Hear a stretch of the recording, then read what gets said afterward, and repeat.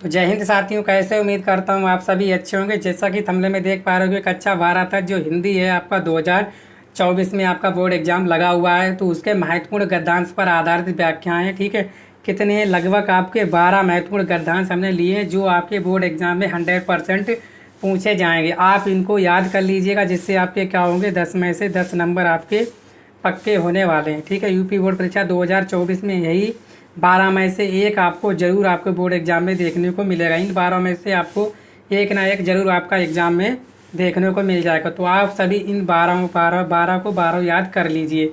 ठीक है, 12 गद्यांश है, आप इन 12 को याद कर लीजिए। आपका 100% जो है फंस जाएगा। और आपका जो कितने नंबर का आता है, लगभग 10 नंबर का आता है। 10 में से 10 नंबर आपके पक्के हो जाएंगे। बस आप सिर्फ इन्हीं गद्यांश को तैयार कर लीजिएगा 2024 में। ठीक है, इन्हीं गद्यांश को तैयार कर लीजिएगा। इसके अलावा आप किसी और को मत देखिएगा, इसी में से आपका 100% फंस जाएगा। मैंने उन्हीं को उठाया जो हर बार हर साल आते हैं, और मिक्सर करके भी हमने लगाया है, जिससे कि आपका एक भी जो गद्यांश है वो ना छूटे। ठीक है, इसके बाद मैं आपको पदांश के महत्वपूर्ण बता दूंगा कैसे आपको व्याख्या करनी। उस आपको पता है कि ये आपको कितने नंबर में मिलते हैं, ये आपको 10 नंबर में आते हैं। ठीक है, 5 गुणा क्या होता है 2 बराबर कितने हो 10, यानी कि आपके 5 प्रश्न होंगे और प्रत्येक कितने अंक का होगा, आपका 2 अंक का होगा।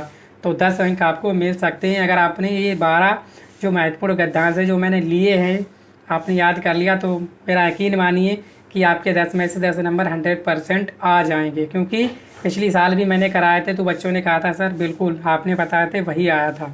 ठीक है, चलिए तो पहला हम लोग देखते हैं।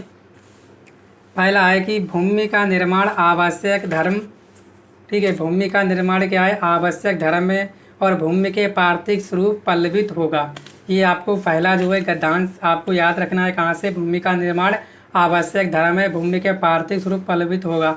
ये दोनों में से एक आपको अथवा में दे रखा है, या तो ये हो सकता है या आपको ये भी मिल सकता है। तो सबसे पहले आपको पाठ पता होना चाहिए कहाँ से आपका राष्ट्र का स्वरूप से लिया गया है।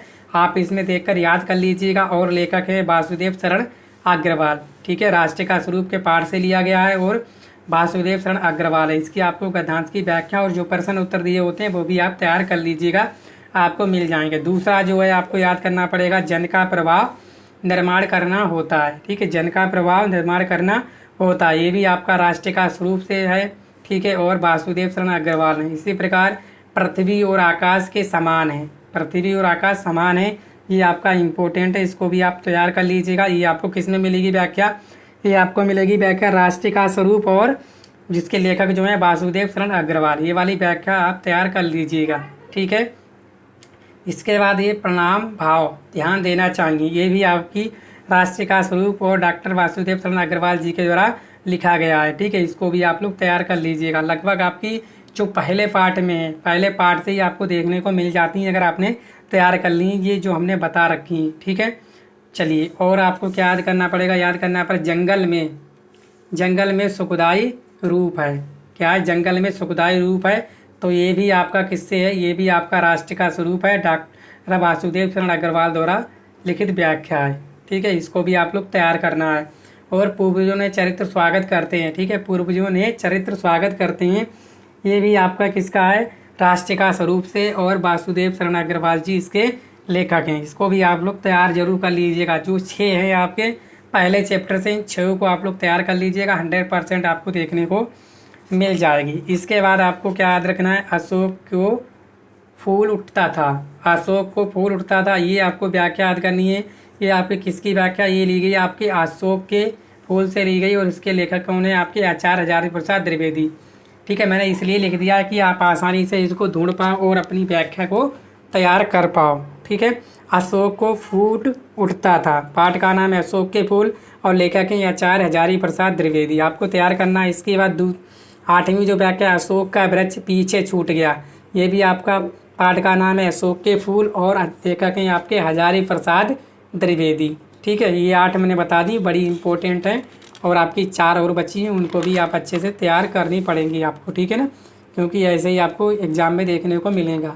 ठीक है, आज जिसे हम सब नमीन होगा, आज जिसे हम सब नमीन होगा, ये भी आपका अशोक के फूल से ली गई है, और आचार्य हजारी प्रसाद द्विवेदी जी इसके लेखक हैं। ठीक। ठीक है, आप ढूंढ लेना और इसको तैयार कर लेना। ठीक है, अगर आपने नोट्स नहीं बनाया तो बता दीजिएगा, मैं आपको PDF के रूप में इन सभी गद्यांश के संपूर्ण हल आपको दे दूंगा। ठीक है, कमेंट बॉक्स में कमेंट करके आप लोग बता दीजिएगा। 10वां, भाषा और संस्कृत आवश्यकता। ये आपकी भाषा और आधुनिकता से ली गई है।